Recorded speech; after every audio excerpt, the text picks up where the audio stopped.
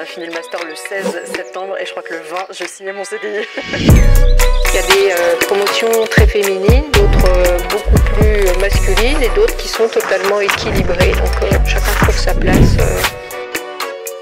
Amélie, tu es responsable du master de TMPP. Est-ce que tu peux parler un petit peu de la formation? Cette formation va fêter ses 20 ans. Elle a pour objectif de former des cadres de l'industrie pharmaceutique qui vont exercer des postes à responsabilité sur des sites de production de médicaments. Je donne un exemple concret de projet de recherche ou d'études de cas sur lesquels les étudiants travaillent pendant leur formation. Et je vais parler d'un projet qui prend toute l'année sur un équipement pharmaceutique. Donc l'étudiant doit décortiquer le fonctionnement de cet équipement, qualifier cette machine et faire une validation dite de nettoyage des médicaments qui seraient fabriqués sur cet équipement. L'aspect positif, c'est le fait que ça dure longtemps. On a le temps de s'approprier le sujet, on comprend que c'est un sujet assez lourd, donc c'est beaucoup d'interactions, de travail en binôme. On a cherché un petit peu chacun de notre côté des informations pour ensuite livrer le projet au mieux qu'on pourrait. Si tu devais donner un conseil pour réussir cette formation, lequel serait-il? D'avoir bien réfléchi à son projet professionnel en amont, avoir fait aussi des stages qui permettent de confirmer l'intérêt qu'on peut avoir pour le secteur de la production. Pour moi, c'est important de se connaître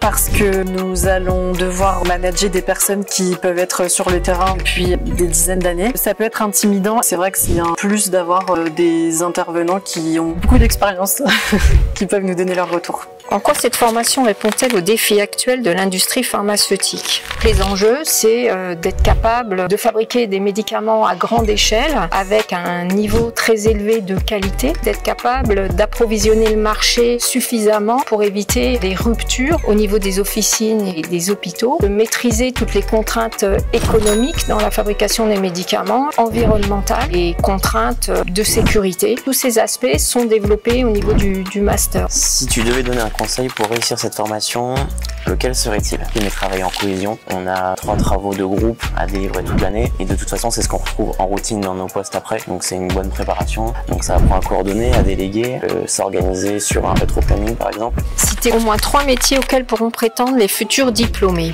Adjoint de production, en fabrication ou au conditionnement, des postes d'encadrement, de management, des postes support, chargés d'amélioration continue. Aujourd'hui, je suis chargée amélioration continue. Quand je suis sortie d'études, j'ai eu un CDI et là j'étais manager d'équipe de nuit. On a fini le master le 16 septembre et je crois que le 20, je signais mon CDI.